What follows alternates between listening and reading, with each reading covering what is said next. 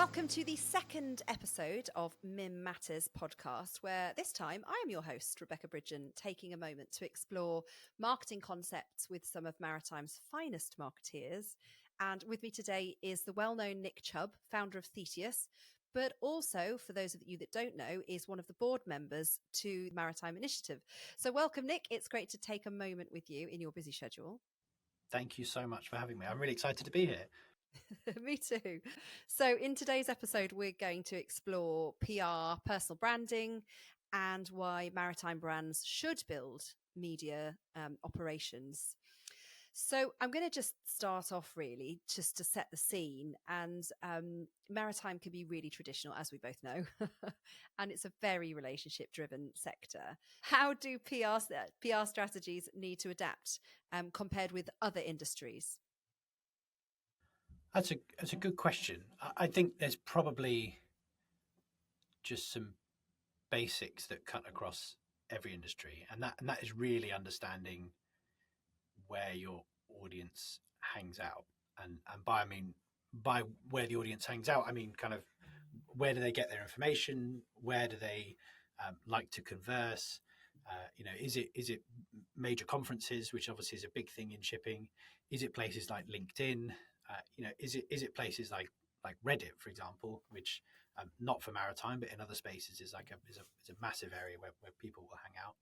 We've found over the years we've gotten coverage in major media publications, kind of BBC, the Times, PRI over in the States, and it's made zero difference to us commercially.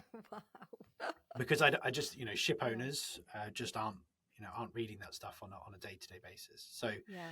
I think if you can first start with understanding where the audience is, and that could be in our industry, trade press I think is super influential, and then think about how you can best serve that audience, then I think you have a much better time of it, or you get much better outcomes than if you just try and go for like super big name publications.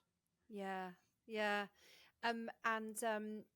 I mean, you're right. I'm always surprised. I mean, you mentioned that in a previous chat about, the coverage that you had in the BBC, which sounds really impressive. And you're like, wow, that's amazing. But yet to get little yield back is quite surprising. But you're right. It's because the audience might just not be there. And, they're not reading that press per se. They're reading other press, which is more relevant to them.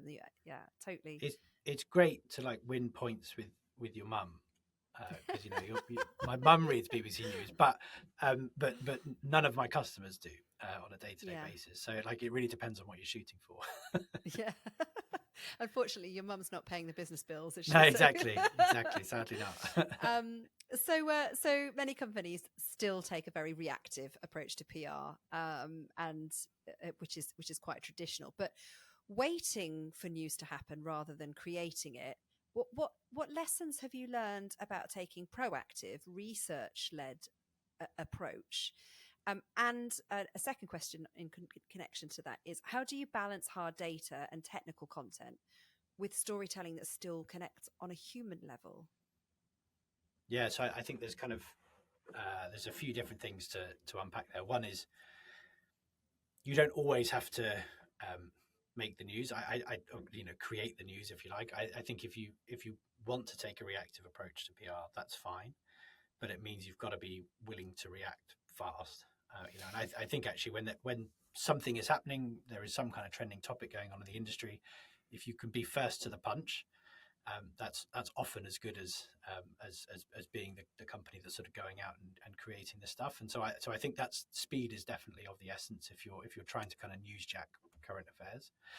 But I think if you want to take a more long-term approach and you want to be kind of setting the agenda, then absolutely thinking about really understanding what are the things that your customers care about or are worried about, and creating some kind of original research around that is a great way to not just get good PR, but actually get stories written that people genuinely want to read because it's stuff that they genuinely care about.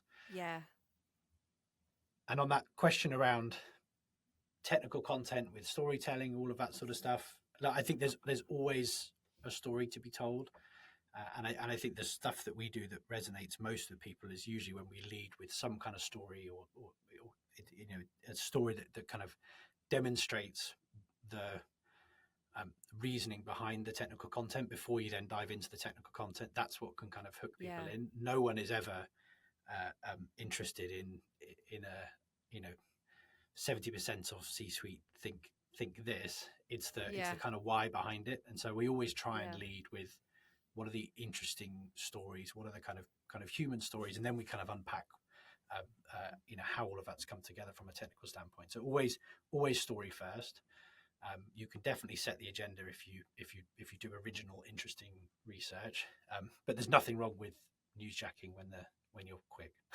And actually, even you can newsjack and not be as quick, but more thoughtful in your response, because it could be the race to be first, and then you've not really thought about the best approach. And that's something that I've definitely learned over time, because I used to be so eager to please or eager to do something quick to be seen to be doing it, that actually kind of sometimes miss out on the opportunities if you hadn't have if you'd just taken a step back, taken a deep breath, really thought about it and spoke to a few people about it before you then shared your thoughts or whatever, that probably would have gotten better traction had you put a bit more time and care into it. So I guess it's a sort of sweet balance, isn't it, really?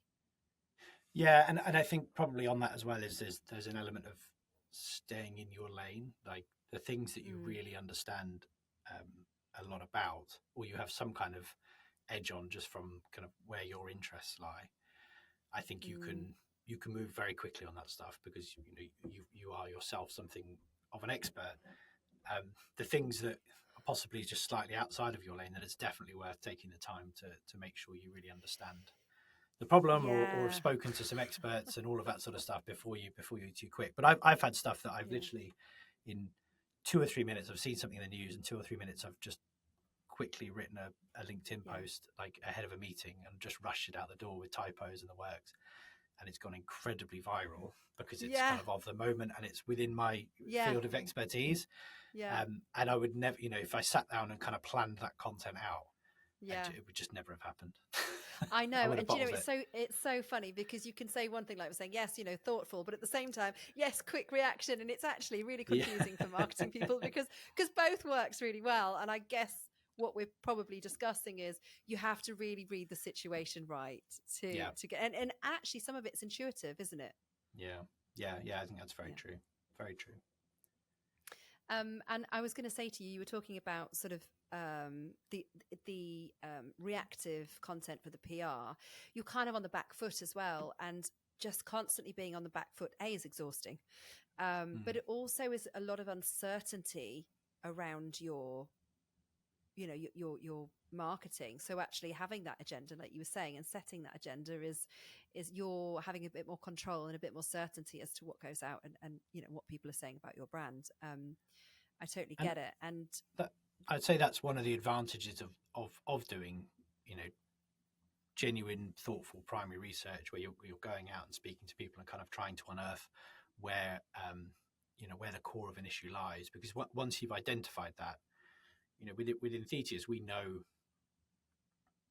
6-8 weeks ahead of something being published, roughly what's in it, and so we can really take the time to think about what's going to resonate with people, and what's going to make sure that people actually genuinely take an interest in the research and go away and read it and digest it and take some action off the back of it. And so, sometimes taking your time and doing a process like that 2 or 3 times a year can be significantly more valuable than just kind of constantly trying to churn press releases out all the time. I know, absolutely. And I really liked your when you were talking about the storytelling, because actually when you are telling that human element and you are connecting human emotions to your story. And I think for me, the best bit when you tell a storytelling is when other people feel moved by that storytelling Yeah. enough to want to then share their own story in the comments, or obviously I'm going to keep referring back to social because that's what I do, but in any other way, or it might even be stories that come back to you in person, because we were talking about that last time, as well as that sort of in-person feedback as a result of some of your marketing. So I think it's just that's the big, when really people connect. Yeah, I think it's just a kind of human thing, isn't it? Like Yeah. if you're in the pub and someone sort of says, "Oh, let me tell you a story. I've got a bit of gossip." People will lean in because they're expecting something good, and I think humans just react well to story. Like, we just can't help but be intrigued. Oh, we're so nosy as well, aren't we? Yeah. Or there's gossip Yeah, or exactly, anything. yeah. I think there was I worked a little while ago with a lady who was doing TikTok for business, and one of her tips she used to give to businesses was, if you lean in when you're doing a video, Yeah, just yeah. like what you were saying, people go, oh, I must listen to this, and it's like a psychology thing. And I thought, oh, that's really funny. Just can't help yourself. I still haven't tried it yet, but I really ought to. But so let's move on to personal branding and Sure. leaders as amplifiers for the marketing, because obviously you're very good at this, and you definitely have been demonstrating this for Theseus. So you've built your own profile in parallel to growing the Theseus brand. So why do you think personal branding for leaders is such an effective PR tool, and in maritime actually specifically? Yeah, I think so. I read a book probably 10 years ago now, which I would definitely recommend if this is an area of interest. It's by a guy called Daniel Priestley. It's called Key Person of Influence. It's a very, very good read. It's a pretty easy read. And as part of that book, sort of in the right at the beginning, they kind of make the case that actually personal brands, like people follow people, people buy from people, personal brands tend to outperform business brands. And actually, if you kind of look around the world, you can see evidence of this everywhere. So Cristiano Ronaldo has about 300 million Instagram followers. Wow. Every Premier League football club combined has 170 million. So one footballer has twice the social media following of every club in the Premier League. That's insane. And the same story you can be told in any other business setting as well. Like Richard Branson has 35 million social media followers. Virgin Group has about 1 million. Elon Musk has nearly 200 million social media followers. Tesla has 20 million. So like it's just a repeating pattern that you can see. And I think that's something that, if you see something working outside of maritime, then it definitely makes sense to bring it into maritime. 100%. And so I kind of started on that journey some time ago, and we've been running Theseus for 6 years now. And initially, when we first started the business, it was very much about trying to raise my own profile and use my profile to promote the business. And now, actually, I would say increasingly the business is building up its own profile. Certainly over the last 2 or 3 years, but 100% we see that people engage with people, and if you just have a kind of faceless brand, I think it's much more difficult to cut through. So I think it's super important. Yeah, and this next one's a good one, because believe it or not, I do feel uncomfortable being the face of Innovate Social, but like you say, I also recognise because I would much rather be in the background, but unfortunately, or fortunately, whichever. But it is my business, so therefore, you have to step up to the mark. So, for leaders who feel uncomfortable stepping into the spotlight, what small, low-risk steps can help them start building a personal presence that will ultimately boost their brand? Yeah, it's a really good question, and I'd love for there to be an answer that was, I don't know, outsource it or something. But the actual answer is you need to get comfortable with this, because I don't think this is something that's going to go away. I think if anything, actually, with the rise of other social media platforms, I think it's going to become more important, not less. I think in terms of the kind of like practical things that you can do, a big part of it is actually just kind of getting your reps in. It's like learning any kind of skill. The first time you try and do something, A, you'll do a bad job, and B, you'll feel pretty stupid doing it. But by the time you've done it 100 times, 200 times, 500 times, 1,000 times, A, you get better at it, and B, you become more and more comfortable with it. And I think that is the only answer. So I think taking that to a practical level, I would say you should just try and commit to posting regularly on whatever platforms you have access to. And obviously, I think LinkedIn's probably the best, business social media platform. But if you can post once a week, twice a week on LinkedIn, then that puts you in the kind of top 1% of users of that platform. Very, very few people regularly post on that platform. And yet loads and loads of people are on it every day, kind of scrolling down the feed, looking for interesting stuff. So, just start by committing to doing something consistently and regularly over time. And then I think you'll start to get better at it, and you'll start to enjoy it more. And I think I definitely think I would like to add that, you're not alone, and every other business leader who has been going through the same process, and they might be sort of 15 years ahead of you, whatever, they've all started doing the same thing. So I think a lot of the time you kind of feel a bit fearful that you don't want to be in the spotlight because you've got the way more experienced people than you, and in your head you're thinking, oh, they're going to be laughing at me, or I'm going to be doing it really badly and I'll be being judged. But actually, ultimately, they had to do exactly the same journey, and the likelihood of anybody thinking that is almost zero. And there is actually a support network there to kind of go, you're not alone, you're doing great, keep going, we're rooting for you. But also I was going to say, it's sorry, go on. I was going to say, I still feel uncomfortable, posting on LinkedIn, or now increasingly doing videos and doing podcasts and things. I still get nervous and still feel uncomfortable. I've been doing it for the best part of a decade. It doesn't. I don't think it goes away. I think you just kind of adjust to it over time and kind of learn to live with that discomfort. And eventually the rewards do outweigh the discomfort, for sure. Yeah. And also it's not even just posting. It's being at events, and if you can get speaking slots, or I mean, the first time I saw you, actually, Nick, ever, when we first ever met, you were moderating for really? Smart Maritime Network. That was when I saw you, and I remember thinking, oh wow, okay, I'm going to watch this guy, because there was literally no clouds in your sky. But I loved the way that you moderated, because you were so conscientious and so thoughtful in what people were saying on the panel, and for me that made me warm to you.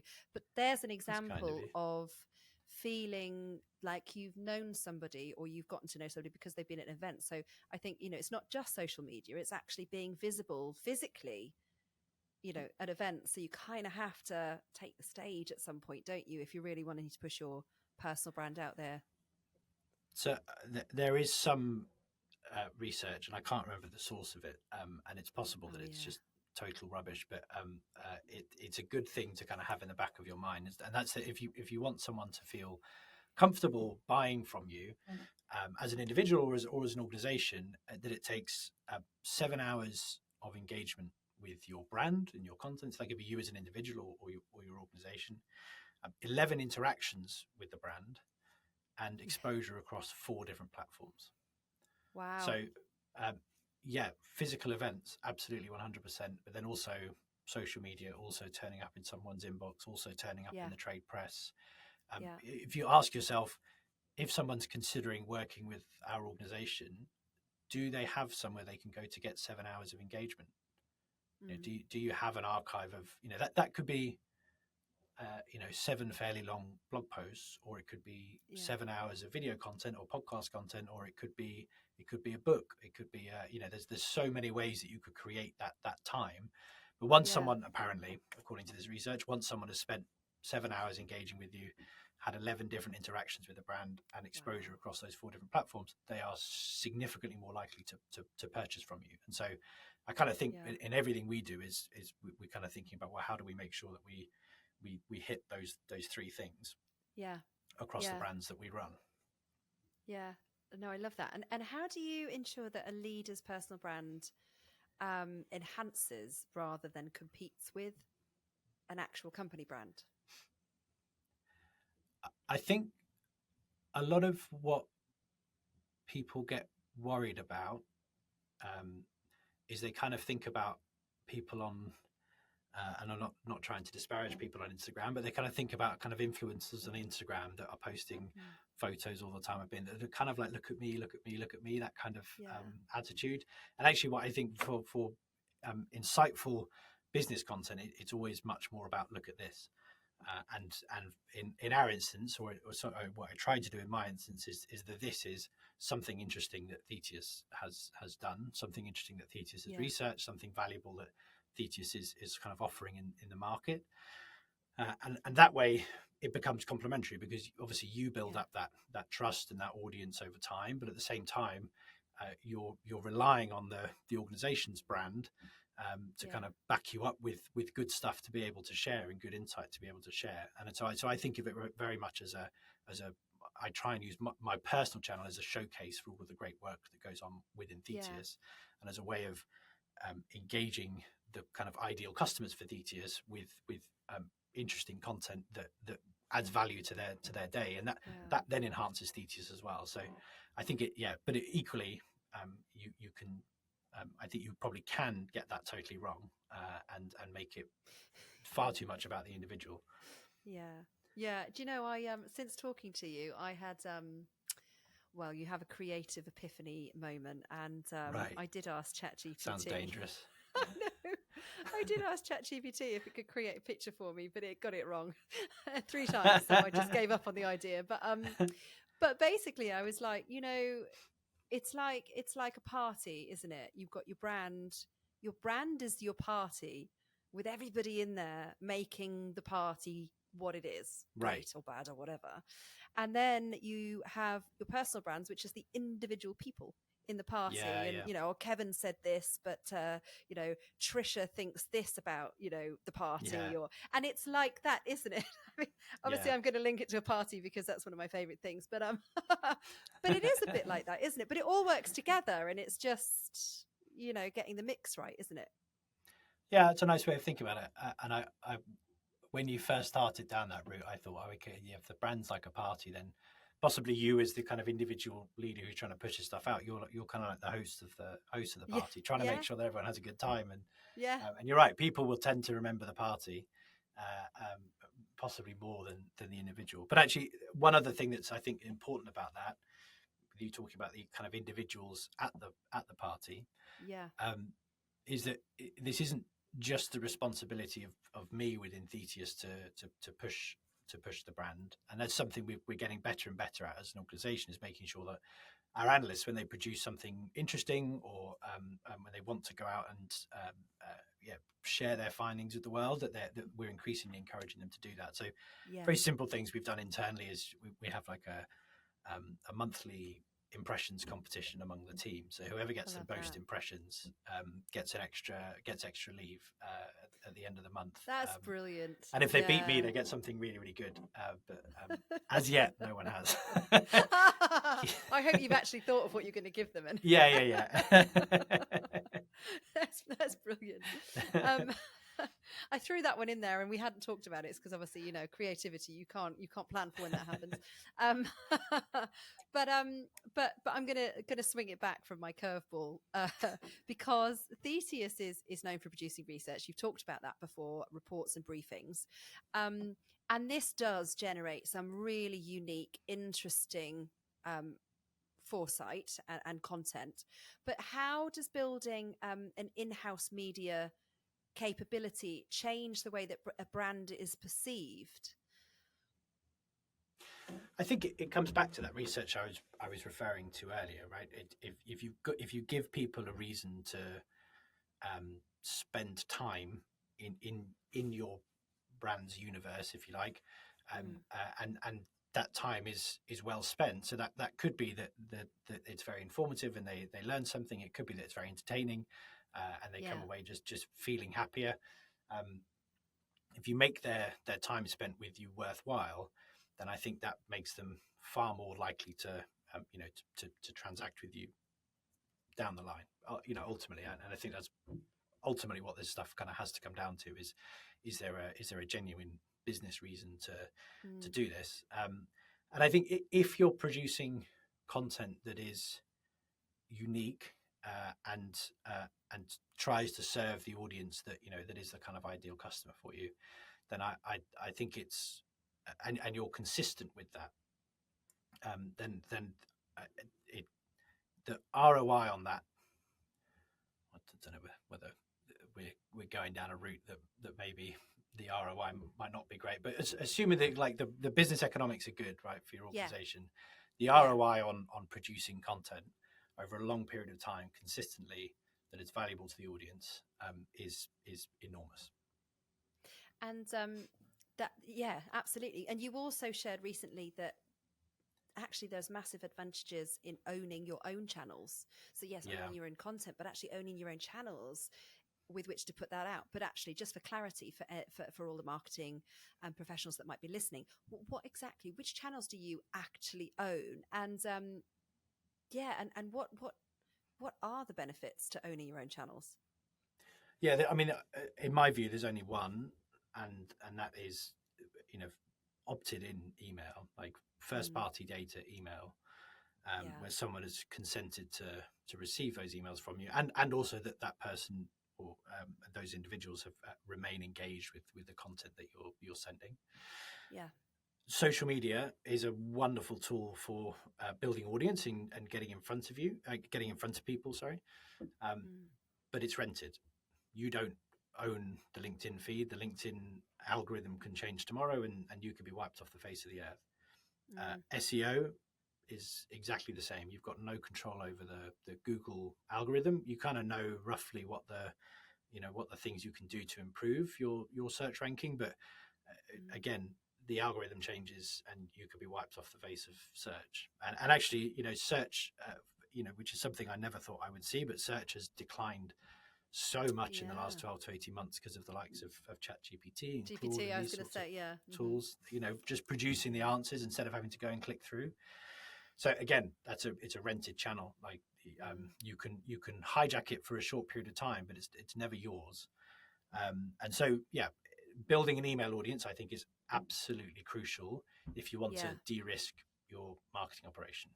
And the wonderful thing about email as a channel for the consumer is it only takes one click to never hear from that organization again. So once you've built the audience, as you're building the audience, you've got to make sure that you provide consistent, valuable content to them that makes it worth their while to open this stuff and not to just click that unsubscribe button. Yeah, and it's really hard. I actually was having a conversation with a really good friend of mine in Maritime this morning, and we were talking about how many newsletters that we do get. And actually, to be honest, I don't read many of them because I just don't have the time, and it just sits there. And I just we were talking about whether a newsletter comes from an individual or whether it comes from an organization. Right. And we were talking about pros and cons because I think the click rate is much higher if it comes from an individual. But they, on the flip side, said, yes, but if I now see their name and I'm associating it with a newsletter, I'm now not reading their emails if they did need to reach out to me, and it goes straight to my junk. And I was like, that's interesting. So that's a tricky one, isn't it? That I think that speaks to the core issue, right? If the emails you send through your newsletter are so bad that people start ignoring them, and then eventually they end up in junk or people unsubscribe, then why would they respond when you reach out to them personally? Well, what possible incentive could they have? Whereas if you're sending good, genuinely engaging, helpful content every week, then the chances of them responding are actually significantly higher. Yeah. So it goes both ways, but I think you have to, at the core of all of it, it has to be about creating content that is helpful to your ideal customers. If it's not that, then it's kind of like, what are you doing? Yeah, and I think I can't remember the questions if we're going to move this way, but my mind has gone this way. Is also it could be the way it's written, because we were talking about technical content the other day and about tastes are changing to how people are digesting information, and actually some of it doesn't need to be quite so technical. Like I was reading a contract the other day and it was actually really personable with a little bit of humor, and it's almost like there's an unwritten rule: thou shalt not have humor in legal, but the marketing have gone, well, why not? And why can't we have a bit of authenticity, a bit of me? And I think you can write a newsletter in quite a funny way that might make you chuckle, and maybe a bit of humor in a newsletter, even even for serious issues, but you can sort of still have a slightly light twist on it, or comment, well, whoa, that was heavy, Yeah. wasn't it? And then move on Yeah. to Yeah. Well, I yeah, think that goes back to, well, it doesn't go back to, but that is something that I think people assume that maybe because of how we're taught in schools and all of that sort of stuff, that you have to do very formal kind of academic style writing, that's what people actually want to read, or that's what the business world, people in the business yeah, world want to receive. And it's just not true. Like, people want to read stuff that is similar to how they yeah, talk. It's yeah, and that's actually a big part of the success we've had at Thetis, is that we write for a professional maritime audience, and often we will take, if we do a piece of analysis that where we might look at a whole bunch of different academic studies, for example, yeah, and bring them in to run some comparative analysis and get an understanding of kind of where the academic world sits on a particular topic. We know that our research gets read much more widely by industry than the academic papers, because academic papers are written for an academic audience, yeah, and they're often using very, very yeah, lofty language that people don't really use day to day. And so, yeah, yeah, I agree. Like, it doesn't have to be massively formal. And yeah, actually, in maritime in particular, relatively informal copy cuts through like a knife, because everyone speaks yeah, very, very formally. I was about to say something naughty then. But like you were saying with your viral post, where you have to literally off the cuff and you've got spelling mistakes, but actually Yeah, that yeah, brings some authenticity to it, and it's yeah. it's real. ChatGPT hasn't written it, so actually maybe Yeah. spelling mistakes and grammatical errors may become more popular in the next 5 years. Who knows? But on the subject of ChatGPT, and you mentioned SEO and whatnot because of ChatGPT and the searches. I interviewed somebody recently, and they are an SEO specialist, and they were talking Right. about how they have to now program ChatGPT with SEO, so that what they, I mean, it was a bit more technical than what I get. So but they were basically saying they're having to program ChatGPT with the SEO for their clients so that it starts to show up in Google. And I was like, well, Right. okay, wow, that's interesting, but also forward thinking. But actually, you're right, because it is impacting the Google search. And you've got to take in these new tools that are coming into play, haven't you? Yeah, and it kind of comes back to um, the assumption that we all make generally these days as marketeers, is that I want to drive traffic to my website or my property to Mm. have some kind of conversion point. They will sign up for an email, or Yeah. they'll book a meeting, or whatever it may be. In a kind of post AI world, you have to ask the question of, well, what would you want someone to read about your brand in a chat interface where they won't necessarily click through? So, like, Yeah. the whole kind of collapse of search has not been about the fact that there's less searching happening. It's just that the Mm. information gets retrieved by ChatGPT and then displayed in Yes. the chat interface, and then there's Yeah. no need to click through. So that, Yeah. again, it kind of comes back to, well, actually, how can you make sure that the content that is getting shown in that chat interface is good enough that you can build up some kind of brand affinity, that someone may want to Yeah. come and interact with you later. Yeah. Or what are the other mechanisms you can do to get people to some kind of conversion point? It may not be driving traffic to a web page, as time goes by. I think it's going to be interesting, actually, because that's there's room for some creativity in how it's ultimately manipulated moving Yeah. forward, and I think that'll be interesting to watch, actually. And also, actually, ChatGPT is doing deep research, so that's when I click the links to Right. just check the To websites check. to make sure, yeah, that what is being said is accurate, because it does have a tendency sometimes to make up a load of hooey, and then you go, is that real, Yeah. ChatGPT? And it goes, oh, so sorry, yes, I did, I made that up. So if a maritime company wanted to start building media operations where they own it, I guess you're going to say newsletter, am I right? Yeah, 100%. Like, Yeah. a hill I will die on is that every marketing department should have a weekly editorial newsletter. And I know a lot of organizations that have a monthly newsletter, and I just think, what is the point? Like, no one is going to have that kind of stick at front of mind in any way, shape, or form. We run a weekly newsletter called The Brief at Thetius, and it's by far and away it's our most like our highest converting channel. And it builds up more brand affinity than anything else. And when we're out and about in the industry, we go out to those kind of face-to-face events, trying to find that other platform for people to see us at. People talk to us about The Brief. They kind of come up to us and say, "Oh, I really love your updates that you send in The Brief." And so, again, like, it all comes back to the quality of the content. It has to be very well written. It has to be very engaging. It has to be very valuable to the audience. If it misses out on those three things, then it becomes more noise. But it is a channel that you own. You have total creative control over it. No one can take it away from you. And it is incredibly powerful if you show up consistently and add value for people. Yeah, that's really great advice as well, because we were chatting about it, saying I need to set up a newsletter, but I haven't done it yet, so I might come and pick your brains for some strategy. But we were talking about the data rich insights that Thetius has, and you also briefly mentioned the ROI. So how do you measure the impact of that work that you're doing out there from all the different channels that you're using, from a PR and brand authority perspective? I think it's very easy in the kind of modern world that we live in to just get totally obsessed with like what the data tells us, and I think that it's something that's very important. And it's what you have to say that you're a data rich company. No, but it is very important, but there is a but coming.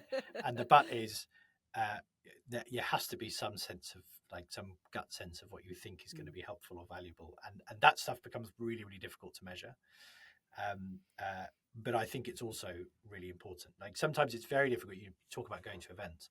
Sometimes it's very difficult to measure the ROI, direct ROI of going to speak at an event, for example. It's you meet someone at the event, and then you have a call with them a few weeks later and it goes nowhere, but then 3 months later you see them again at something else, and then suddenly it's so like points, tying all of those touch points together, I think is nearly impossible.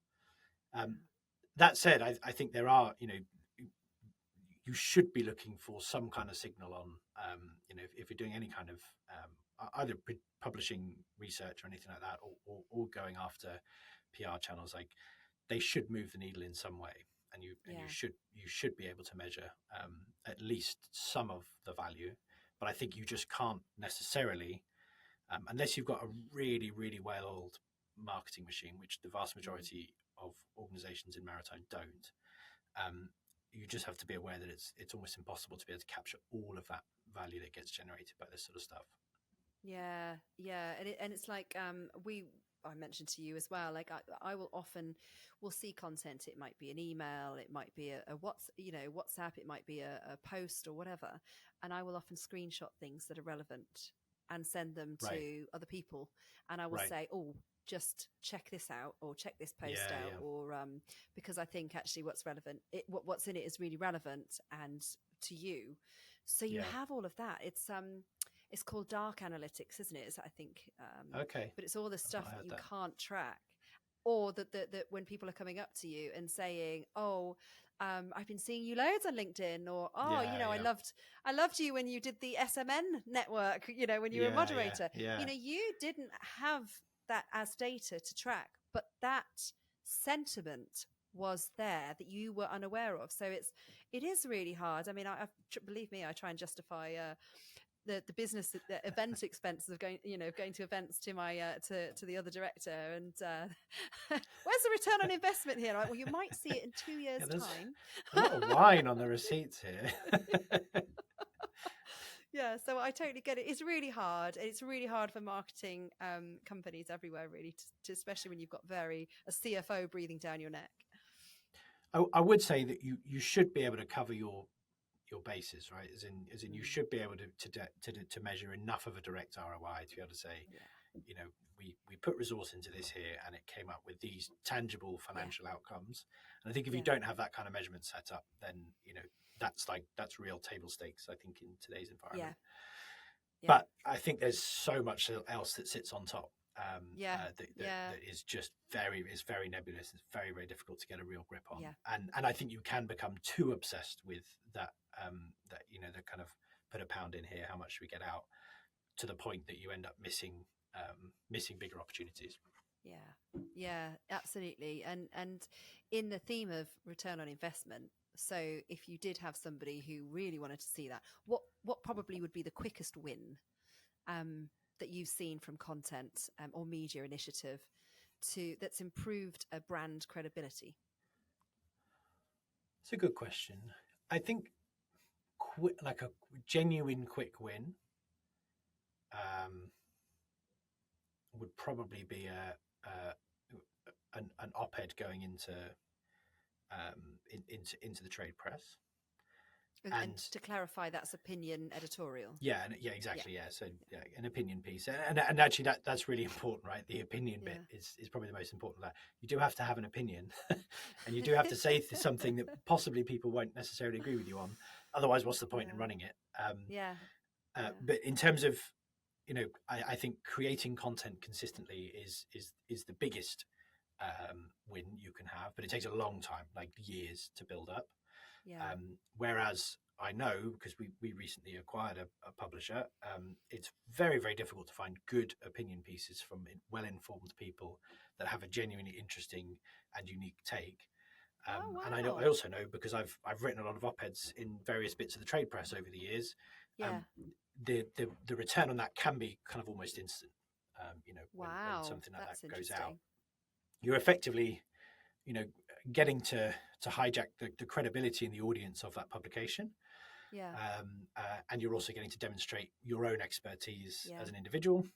And as I say, you may find people really take against it, and that's okay.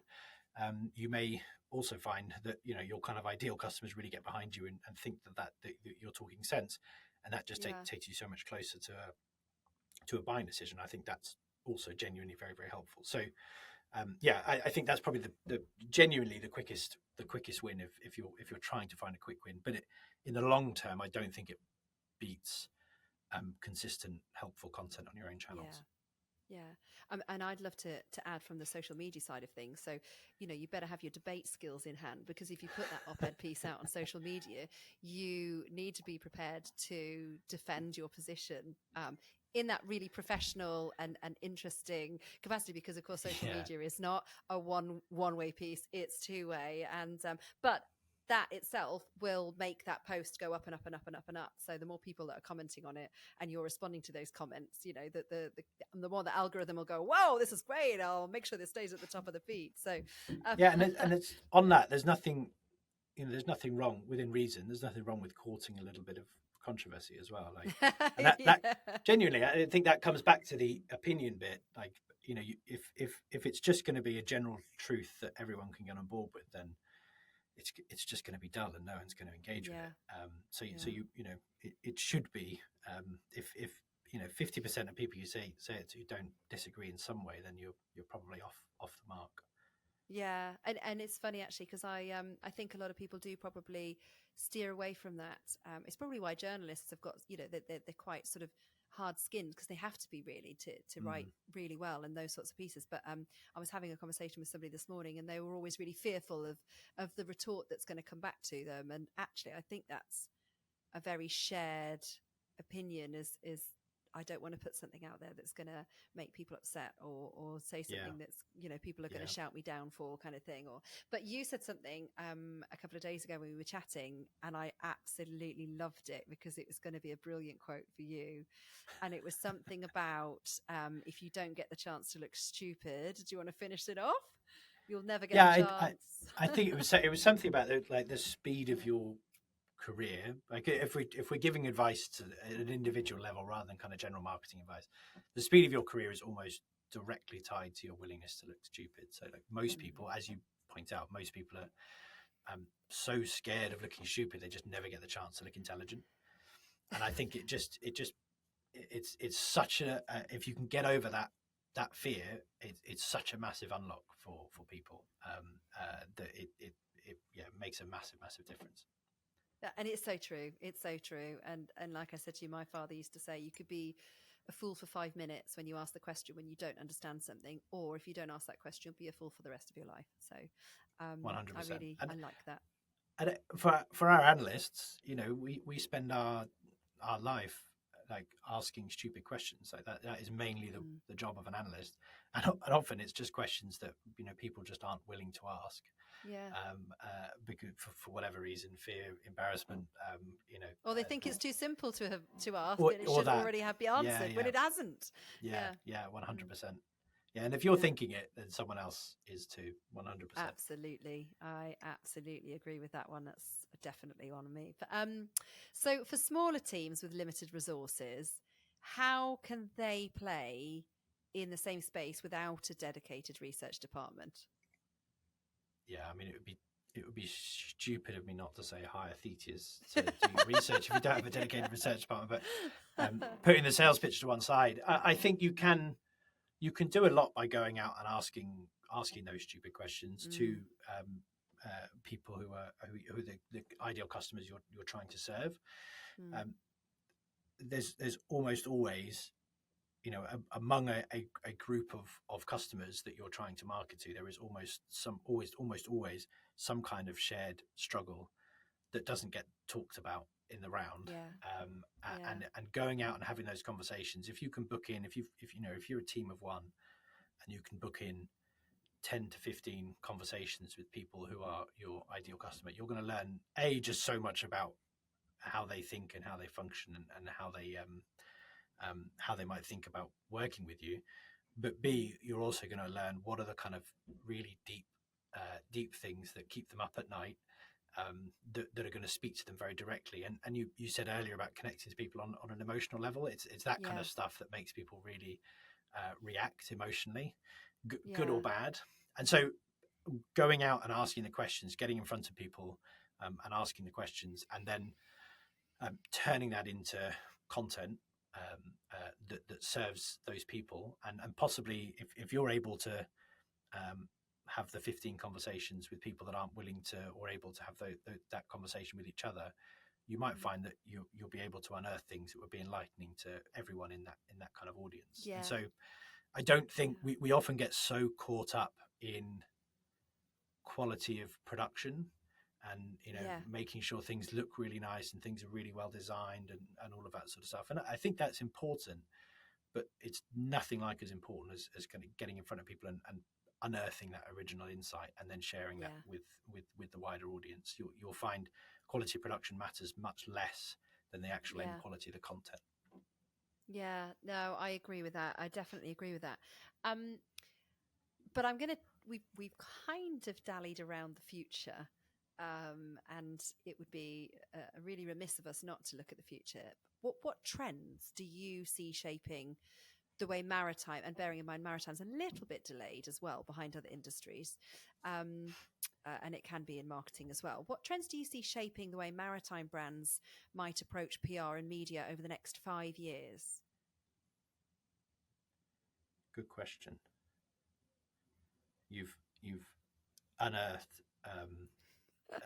like the secret to my career to date, by the way, which is just kind of watch what's going on in other industries and be like, well, that'll happen in maritime in 5 years. I think the fundamentals won't change. So all the things we've talked about already about quality of content and how you go about producing that and or creating that, unearthing those insights, I don't see that they're going to change at all. I think what comes and goes and what you probably have to be reactive to in some instances is the channels that you're using to get in front of, and that comes back to having a really good understanding of where your ideal customers hang out. The kind of decision maker demographics are changing quite quickly now in the maritime industry. It's kind of millennial decision makers are very much coming into kind of serious buying positions, and you have to ask yourself the question of how do they Where do they receive their content? How do they like to receive content? How do they like to receive information? Is it in a printed newspaper anymore, or is it just on their phone? Is it on a desktop or is it on a phone? Is it video or is it written? Is it audio? All of those sorts of things I think are worth starting to think about. And I think you've got to be willing to experiment with that stuff, measure the results, and then be very happy to kill it and move on if it doesn't work. While keeping those kind of fundamentals of how you create the quality of content the same. Yeah, absolutely. So if a marketing professional or team were listening today and wanted to make PR and media building a bigger focus within their marketing machine, let's say, what's the first action you'd probably tell them to take? And you've already mentioned the best channels to publish, and that really is down to where the audience is. But as we're looking at Maritime, we kind of have a rough idea generically across the board there. So, and what about giving individuals voices as well? Yeah, I think at the individual level, the best channel to publish is the channel you have access to. So that could be, anyone can create a LinkedIn profile and start publishing there. It could be that, if you're wanting to enhance your presence in an organization and you don't feel that you're able to kind of put stuff out publicly, then maybe look at doing an internal newsletter or contributing to communications internally. Or, I know of people who have run,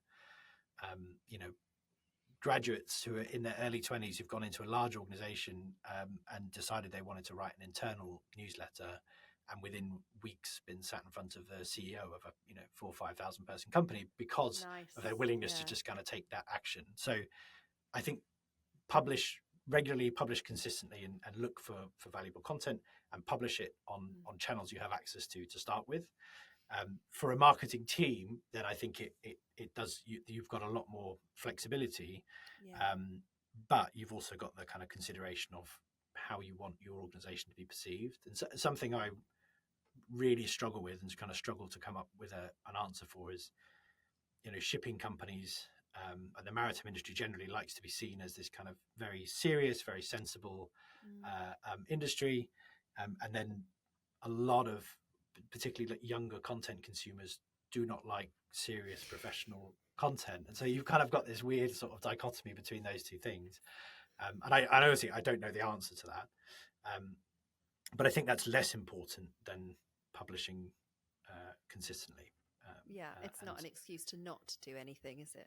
Yeah, exactly. Yeah, I think that's very true. And what one thing should they just stop doing immediately because it's holding their brand back, in your opinion? Trying to sound clever. I think it's like the biggest mistake. Actually, there's two. One is the trying to sound clever has been a consistent thing for years and years and years. The other actually is be very careful about how you use ChatGPT in marketing content, because anyone who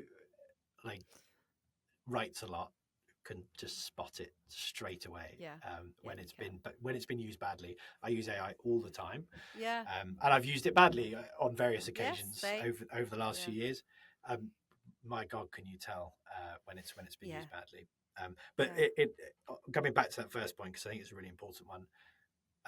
People grow up kind of go through school and go through university, and they submit essays, and then they come into the real world and they forget that all the way through their education, someone was being paid to read their content. Like your teacher, your tutor, whatever, they are being paid to sit there and read your 3,000 words on whatever the subject is, think about it and grade it and give it back to you. And so I think we end up conditioned with the idea that if we write something, someone's going to sit and read it.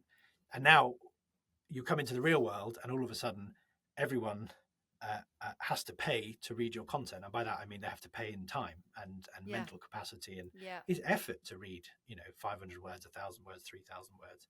It does take genuine effort. And so if you're not rewarding that person by writing something that is genuinely clear and engaging, and if you go down the route of trying to sound very intelligent, like you had to do in your academic writing, then you'll just switch people off, Instantly, and that'll be the end of it.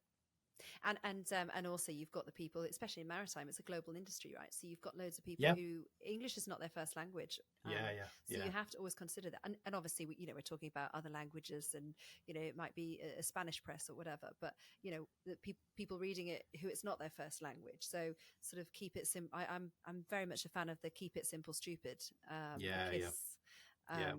analogy. But it's so true, isn't it?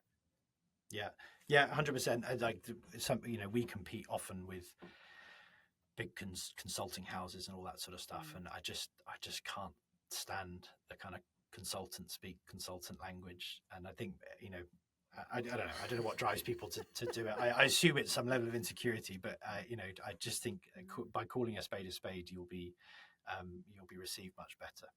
And actually, in turn, this goes back to what you were saying about the younger generations coming up, because that's maybe the more traditional way of saying it, but actually you're coming up saying, well, actually we don't want to read it like that anymore, and definitely the people who I'm talking to who are in their 20s, they don't want to read that, and that's not what they've been brought up on. They've been brought up on something that's written more digestible, I guess, and that's how, and actually it's how I want to consume as well. But well, that's all we have time for today. So in this episode of MIM Matters with our guest and board member of Marketing in Maritime, Nick Chubb from Thetius.